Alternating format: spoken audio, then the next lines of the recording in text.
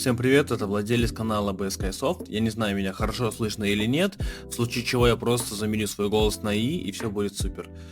Окей, я хочу сегодня показать, как работает программа Pinterest BT и, в принципе, разобрать каждый ее функционал, чтобы вообще не возникло вопросов.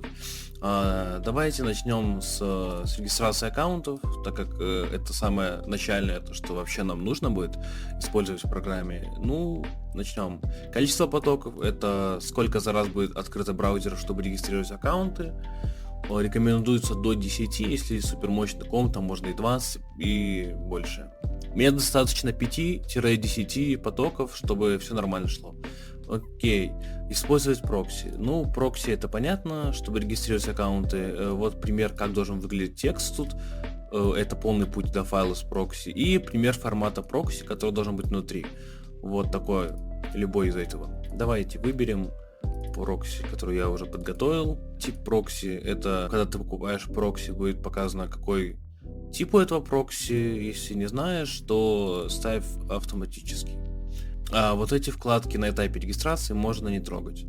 Дальше вкладка «Данные». Работает только в регистрации аккаунтов и при редактировании аккаунтов. Это вот регистрация аккаунтов и редактор аккаунтов. Эти ресурсы автоматически не удаляются, а строки и фотки будут браться из одной папки до тех пор, пока они не закончатся. Вот, будет браться это и эта фотка. Ну, они не будут повторяться, только после перезапуска программы они будут опять повторяться, они не удаляются. Вот баннеры и аватарка, давай выберем.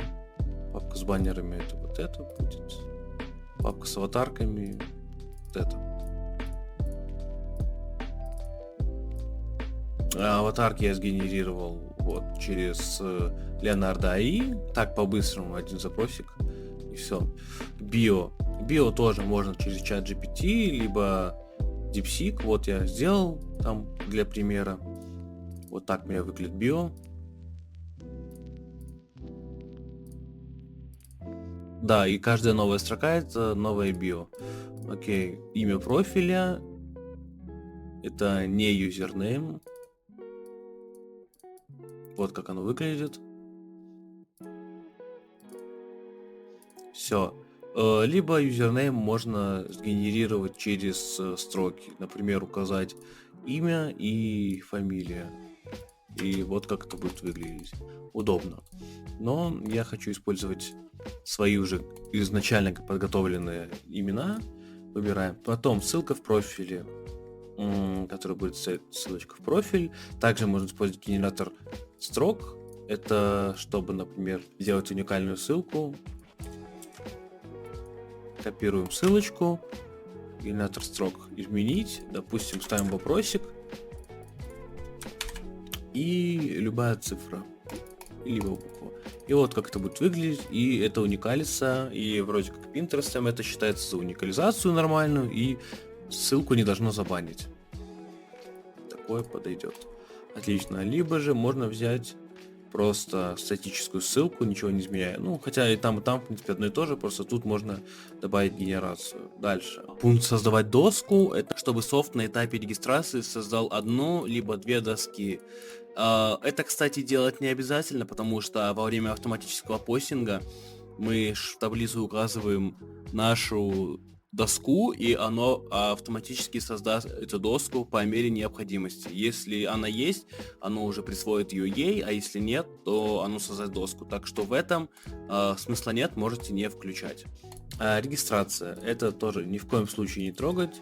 Хотя, если вы хотите поставить определенную дату, вы можете просто ввести, например, вот эту штуку сюда.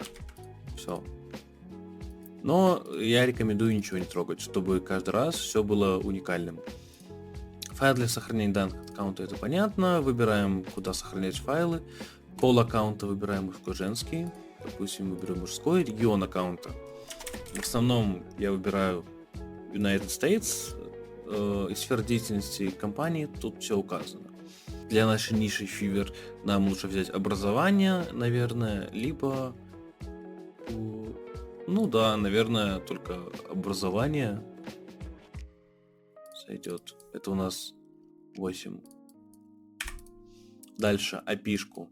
Тут можно использовать FirstMail, либо почту, вот эту QX. Но FirstMail я не рекомендую использовать, потому что процент бана аккаунтов очень велик стал в последнее время, как мы тестили. Но на всякий случай покажу, как должен выглядеть имап и почты. Вот так. Все, это вставляется сюда, это сюда. Дальше. А если QX брать, то вот IP-шку брать на этом сайте. Заходим. Вставляем. Почту рекомендую использовать Gmail, так как у них шанс на бан очень низок. Ну и подтверждаем почту. Если вы используете отпечаток, можно, тут нажимаете, покупаете ключ, вставляете и все. Но я не использую отпечаток, вроде у меня пока с этим проблем не было, так может я немного аккаунтов использую. Но в принципе мне и без него хорошо работает. Далее можно запускать софт и проверять, в принципе, как оно работает. Сразу покажу вам результат программы, чтобы вы не ждали вместе со мной всю эту шнягу тут. Как видим, аккаунты зарегистрировались, давайте проверим, работают ли они вообще. Как видим, аккаунты у нас создались, все супер. Сейчас мы разберем тип работы автопостинг, что он из себя представляет и как с ним работать, так как многим он кажется очень тяжелым. Итак, для начала давайте поймем то, что эти ресурсы автоматически удаляются после использования. При повторном запуске автопостинг ресурсы не будут повторяться, то бишь они будут удаляться из нашей таблицы. Как использовать таймер? Это означает, какой промежуток времени нужен между постами. Точнее, вот ты запостил первый пост, и сколько времени ждать, чтобы запостить следующий пост. Вот если выбираем в минутах, то выбирается случайное время от 1 минуты до 10 минут. Вот сделался пост, и следующий будет через 7 минут, например, либо от 1 до 10. В секундах то же самое от 1 до 10. Количество пинов означает, сколько пинов должна сделать программа за запуск. Вот, если мы ставим 9.9, пока не закончатся ресурсы, а точнее наше количество строк в Excel файле. Это мы еще посмотрим дальше. Давайте поставим 100. Значит, 100 постов должно быть. Аккаунты. Тут мы выбираем наши аккаунты. Выбрали аккаунты, которые мы зарегистрировали. Откуда брать фото? Из Excel-овского документа, либо из папки.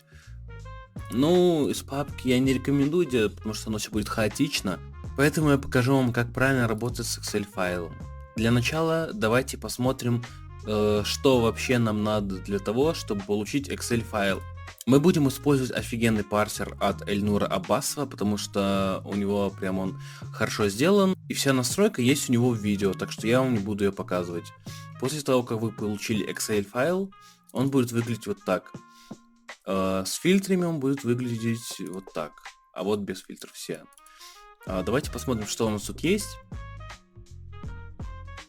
Вот, у нас есть вся собранная информация по пинам, которые мы хотели. У нас получается 2300, 2350.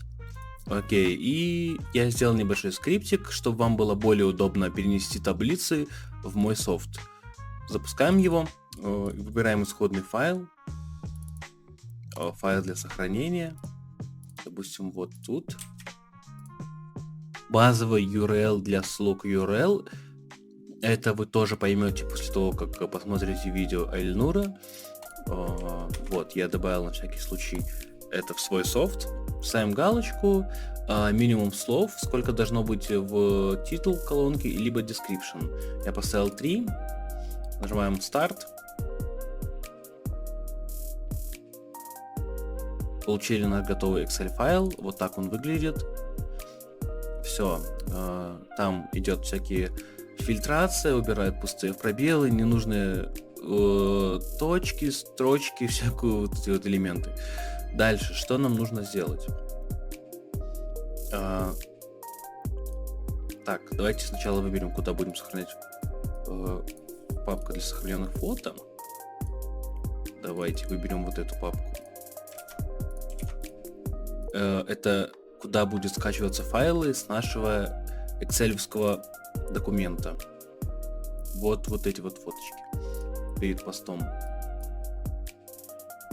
Далее, откуда брать данные, мы ничего не трогаем, оставляем вот это первое.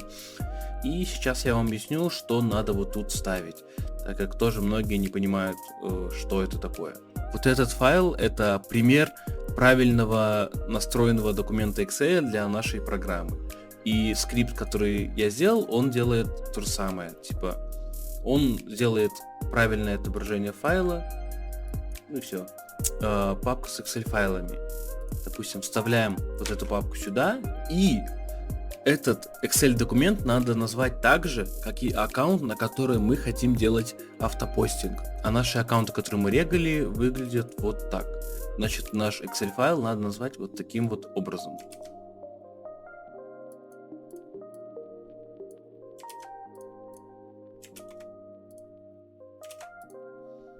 Итак, для каждого аккаунта, грубо говоря. Я вот подумаю насчет добавить это в скрипт или не надо, так как если будет 100 или 1000 аккаунтов, с этим будет уже сложнее. Все, мы добавили, выбираем, например, ставить заголовки, описание, ссылку, присваивать пин доске, это тоже все ставим, теги не обязательно, и главный пункт включить отложенную публикацию. Это значит, что наш пин будет публиковаться в отложку через определенные часы. Допустим, мы поставили 3 часа, и у нас посты будут закидываться в отложенную публикацию через каждые 3 часа. Допустим, вот 17:30, потом будет 20:30, 23:30, и лимит у этого всего 1 месяц, либо сколько, 31 или 30 дней, не помню. Вот тут написано. Файл с датой, он сохраняется в этой папке, где и лежат Excel файлы, так что потом нельзя ничего удалять и прочее. Если вы используете отложенную публикацию, то таймер можете ставить 1.1, так как все равно оно публикуется не сразу же, а в отложку закидывается. А если не используете отложенную публикацию, то таймер ставьте от 4 где-то часов до 6.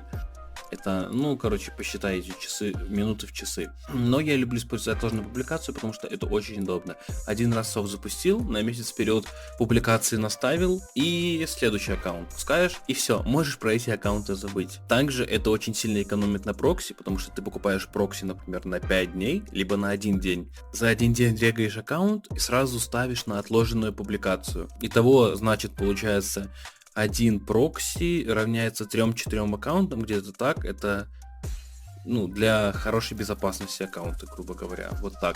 Ну и давайте проверим, что у нас получается. Чуть не забыл. Во вкладке меню лучше включите вот эти 3 чекбокса. Так как мы будем брать прокси файл из аккаунта, он сохраняется в наш аккаунт, который мы регистрировали. Там есть и отпечаток, и прокси, и юзер-агенты, и все вот это вот, типа прокси. Обязательно ставим вот этот вот чекбокс. Далее, входить в аккаунт по куки из файла с аккаунтами. Это тоже ставьте обязательно, чтобы пропустить этап логирования в аккаунт и, грубо говоря, не спамить входом в аккаунт постоянно. А третье, это в случае чего, если наш куки стал недействительным, ну и произошла какая-нибудь другая проблема. Потеряли куки, остался только логин и пароль. Вот. Ну и теперь давайте проверим.